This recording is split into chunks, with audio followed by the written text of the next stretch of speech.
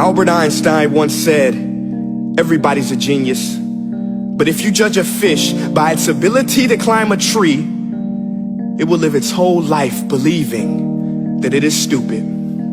Ladies and gentlemen of the jury, today on trial we have modern day schooling. Glad you could come. Not only does he make fish climb trees, but also makes them climb down and do a 10-mile run. Tell me, school, are you proud of the things you've done? Turning millions of people into robots, do you find that fun? Do you realize how many kids relate to that fish? Swimming upstream in class, never finding their gifts, thinking they are stupid, believing they are useless? Well, the time has come, no more excuses. I call school to the stand and accuse him of killing creativity, individuality, and being intellectually abusive. He's an ancient institution that has outlived his usage.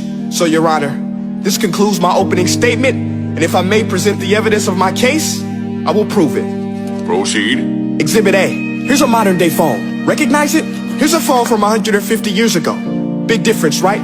Stay with me. Here's a car from today, and here's a car from 150 years ago. Big difference, right? Well, get this. Here's a classroom of today, and here's a class we used 150 years ago. Now ain't that a shame? In literally more than a century, nothing has changed. Yet you claim to prepare students for the future? But with evidence like that, I must ask, do you prepare students for the future or the past? I did a background check on you and let the record show that you were made to train people to work in factories, which explains why you put students in straight rows, nice and neat, tell them sit still, raise your hand if you want to speak, give them a short break to eat, and for 8 hours a day tell them what to think. Oh, and make them compete to get an A letter which determines product quality, hence grade A of meat. I get it. Back then, times were different. We all have a past. I myself am no Gandhi. But today, we don't need to make robot zombies. The world has progressed. And now we need people who think creatively, innovatively, critically, independently, with the ability to connect. See, every scientist will tell you that no two brains are the same. And every parent with 2 or more children will confirm that claim. So please explain why you treat students like cookie cutter frames or snapback hats, giving them this one-size-fits-all crap. Watch your language. Sorry, Your Honor, but if a doctor prescribed the exact same medicine to all of his patients, the results will be tragic. So many people will get sick, yet when it comes to school, this is exactly what happens. This educational malpractice, where one teacher stands in front of 20 kids, each one having different strengths, different needs, different gifts, different dreams, and you teach the same thing the same way? That's horrific.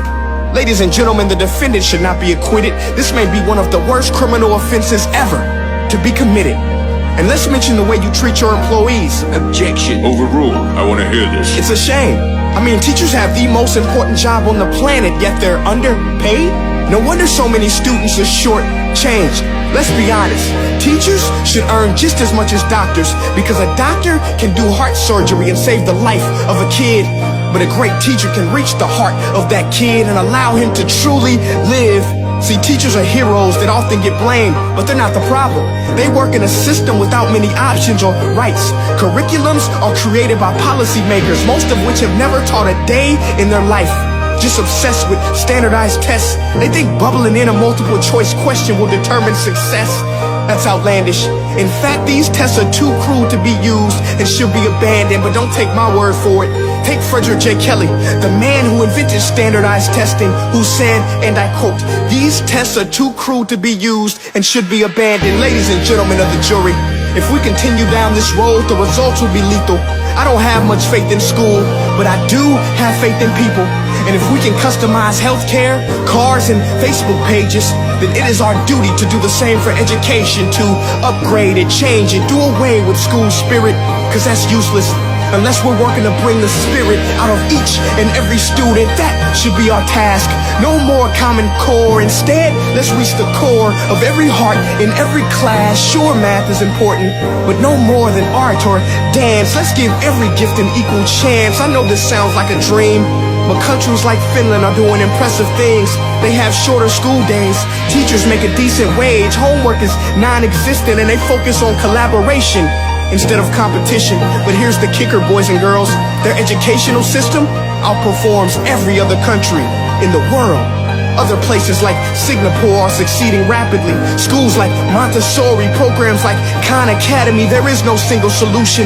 But let's get moving, because while students may be 20% of our population, they are 100% of our future. So let's attend to their dreams, and there's no telling what we can achieve. This is a world in which I believe, a world where fish are no longer forced to climb trees. I'll rest my case.